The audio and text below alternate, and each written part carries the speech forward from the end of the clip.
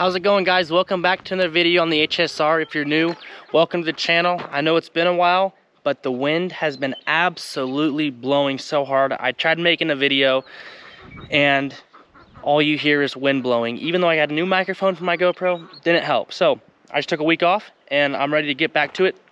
We have a lot of things to talk about today. I want to talk to you guys about why I'm running cow-calf pairs instead of yearlings this year, and we got to feed them as well. So we're gonna do a few things, but a lot of talking, so stay tuned and learn why we decided to run cow-calf pairs this year instead of yearlings. But first things first, we need to go tag a new calf we had last night and fix a tag from a calf a couple days ago. So in my tags I write H, S, R across the bottom, and we just write the mom's number on top. 13. Okay, that was a little thick, but I guess I will be able to see it. Once it dries, we'll write it the same thing on the back. New calf right here.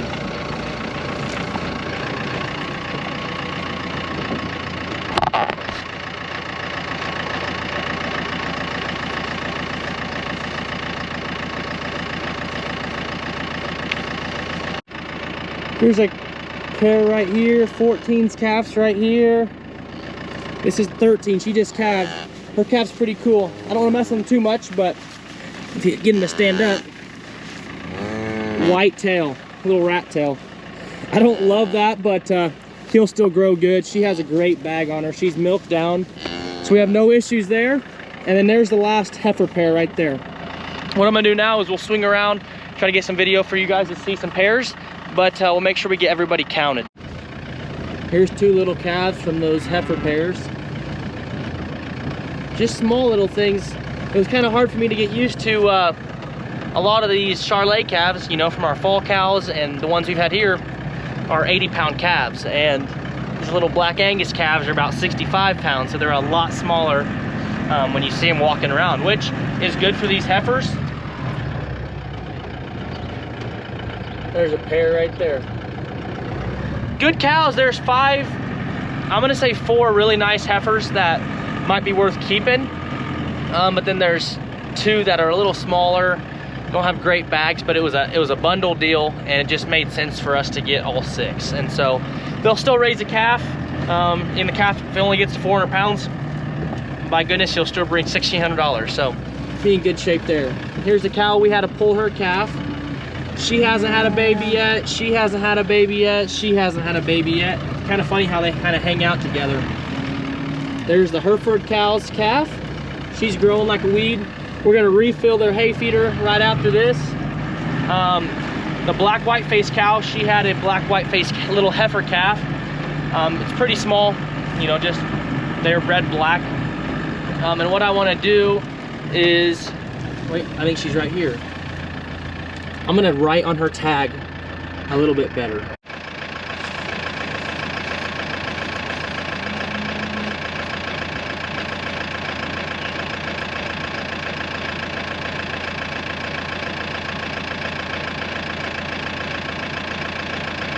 So when I tagged this girl initially, I didn't have my pen, so I just used a little rock and just scribbled 7. Here's her mom right here.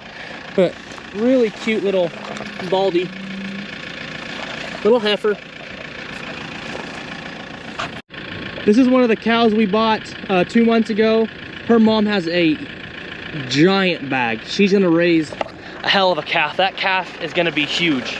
I'm gonna go ahead and just say off the bat that she's gonna be close to the same size as them Char cross calves.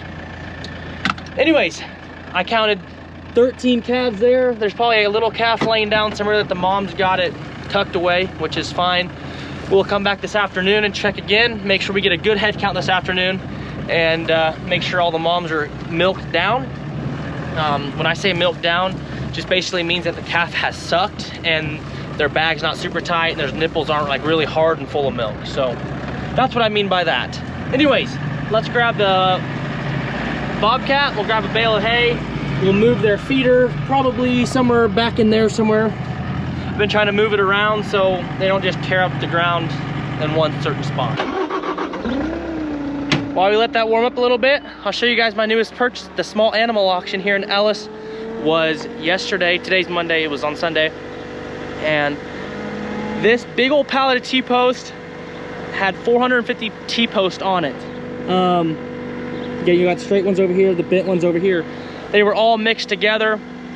I ended up sorting through them because they said there's only 30% are straight, which was wrong because only these ones were bent over here.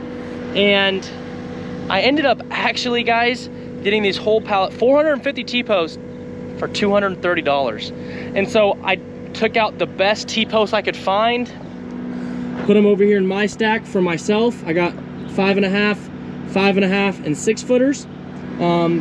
There's 5 footers, 5.5, 6, 6.5, and 7 footers here. I posted them online to sell them to see if I can make my money back, and then just keep the ones that I kept and get them for free.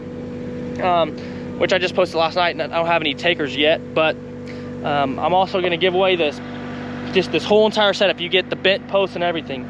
But at the end of the day, if no one wants it, what I'll probably do is take all these out, set them out here, and put my good post on this pallet, and be able to just take the pallet to the pasture if I need to build fence or whatever. So I think it'll work good.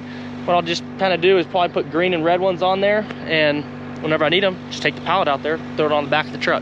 All right, I'm trying something new with these bales. So before I just put the hay feeder beside it, and I just pick them up, these small squares, and throw them over the top, but it makes a mess. My thought this time is I'm gonna break it open. I'm gonna get this prefert, I cannot think what it's called. I just said it, I cannot think what it's called. Anyways, I'm gonna put as much hay in there on the ground, just sitting as it is, and then anything that's left over, I'm gonna just cut it off, and with my bobcat, I'll pick it up and throw it on top. Let's try it.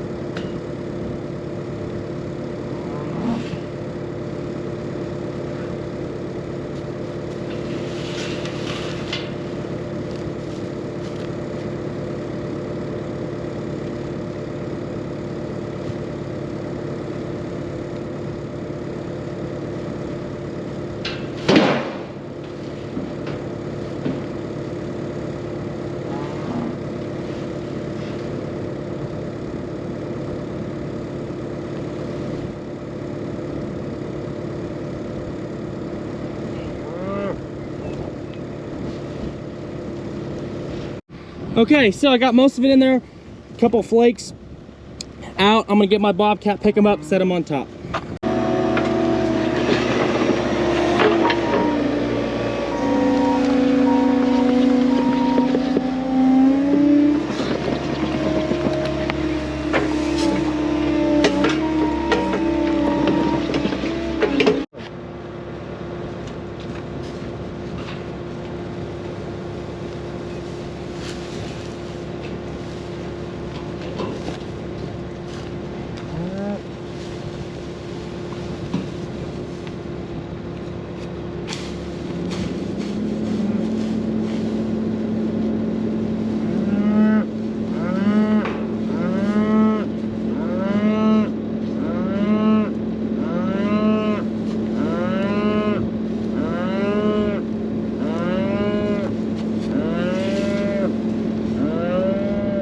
I will say that worked a heck of a lot better than the whole thing.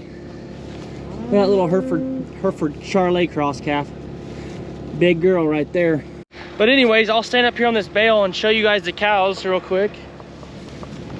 So majority black, a few black, white faces and red, and then, you know, the lone Hereford. So anyways, I'll kind of give you guys an explanation of what I'm thinking about, why I said I'm not running yearlings this year and running cow-calf pairs. So I'll be 100% honest with you guys. I bought these heifer pairs for $3,200. I thought I got a really good deal on them. They're not the greatest cows. I don't know if they'll make the greatest cows, but for me, as flipper cattle if I decide to flip them, and I might end up keeping them. I don't know yet. But hypothetically, I'm gonna tell you guys if I flip these. So if you guys know, we got this cow to flip, so everything with a pink tag, this one, this one, this one, that one, and that one right there. We bought those for $2,500. When they have a calf, we figured up it's gonna be a $200 worth of vaccine and feed that we're paying them because we've only had them for 60 days. And they'll run on my grass, which is free. So in all those pink tag cows, we're in them $2,700. Let's just say $2,800. We raise them till August, September. If they all have a calf, they're gonna have, their calves are gonna be worth $1,500. So you take that $2,800 minus $1,500, you're left with $1,300. We'll breed them back to Charolais. Hypothetically, guys, if they all breed back, we can sell these cows. They're all 4, 5, 6, and there's one 8-year-old. They all breed back, they're gonna bring $2,500. So $2,500 minus that $1,300 is $1,200 profit. And it's not really profit, guys. It's going to pay for my land. All these cows are kind of helping me out by paying our land. I don't care if I have to, I don't really make anything for them, but they're paying for me to live in my house, paying my utility bills, paying my land payment, and putting money in equity in our land. So these pink tag cows, and let's just say these heifer pairs, let's take them for example. These heifer pairs, $3,200. Like I said, we're not gonna put as much money in them because we just got them a week ago. Say hypothetically we put $3,500 in them, you know, that is $300. Sell their calf for $1,500. Okay, that puts their total down to $2,000. Since they're only gonna be 3-year-olds, be the second calf coming, we're thinking they might bring 25 to 28, so we can make $500 to $800 there. Or we keep the good ones, like this black white face is a really good cow. I don't think any of the other ones. Oh, and here's the other one that we got, these first calf heifer pairs. Say we keep 2 and we just keep growing our herd, and they're helping keep our herd young. So we have a lot of different options. We weren't really looking for heifer pairs. We were looking for some more older cows like these girls and this girl here, that girl there. Oh, and here's another heifer pair. You know, she's decent size for being a year younger than number 17 here. So that's our plan. Yearlings, we've been making around $150 to $200 a head. And so we thought, you know, if we can buy 12 more cows and make $1,200 each, or we run 60 yearlings, one, it's realistically less grass because there's 60 mouths eating instead of, well, there's 24 mouths eating instead of 60. They're not gonna eat as much as these cows, but on the same token, these girls are gonna be easier for me to use my rotational grazing strategies that I'm in placing this year. We've split our pastures into 4 different pastures, and which we'll talk about that in a different video. But I've jabbered enough about kind of my plans with that. That's why we're running cow-calf pairs this year, because the market's so good for these cows. The resale value, these calves are so high, it's gonna be like this for a couple years. And before we enter here, let's just say, on the other hand, let's just say we're keeping these pink tags and the blue ones, and we just keep 20 cows here on our place. These pink ones are worth $2,800 from us out of pocket right now. Their calf brings them down to $1,300. You know, by the end of the next year, they're gonna be dang near paid off. And at that point, they're just giving us, you know, however much we profit per cow, $500 to $600 a calf, after expenses for a full year. So we have a lot of options. I don't know the guy personally we bought these pink tag calves from, but his name's on the tag and I have a rough idea, and I think he runs a decent operation. And so, you know, some of these cows might be keepers, some will flip just to be able to make the land payment, because at the end of the day, if we make the land payment, we make it another year. And so anyways, keeping the cows will depend on what their calves look like and if they're healthy and what they raise. If they don't raise a calf worth of crap, they gone. But if they raise a big old calf like this black white face who has a giant bag, raises a good heifer, hopefully, it might be a different story. Anyways, guys, here's our spring cows. I've been talking for, my thing says 5.5 minutes, so hopefully you guys are still with me along that. But I just really wanted to get you guys on that, and just kind of explain to you why we're not going to yearlings this year, why we're doing more cow-calf pairs, you know, maybe even for the next 5 years. We don't know. We're playing it by ear, and who knows, we might get 50 inches of rain and we might have an abundance of grass, and we might run some yearlings on here. So we have a bunch of different options, but for the time being, what we're doing is getting these calves big so we can sell them. And before I end the video, I know I just said that literally like a minute ago, but I think, guys, we're picking up a 30-acre pasture and a 50-acre pasture. I'm going to meet the old lady this afternoon at noon, so that's why I'm ending the video early. Right now it is 11:20, so I'm gonna go inside, see the girls, and eat.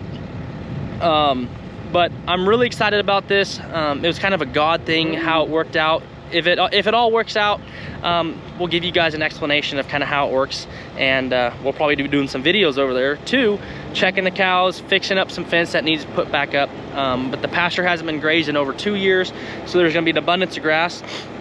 And the thought process is since it's only 50 acres, we don't really want to take some of these girls over there because we'll need another bull. So we'll leave all these girls at the home place, and we might pick up some more fall cows, or we'll send some of our fall cows up there. You know, you could probably send 8 head up there realistically for the summer, and be good to go. So anyways, guys, I appreciate you watching. I hope you guys stayed along, tuned in for this. If you're still here, like and subscribe for me. We're gonna get after it this summer. We have a lot of plans, a lot of projects to get done, and they're all in the works. So thank you, guys. We'll catch you next one. Peace.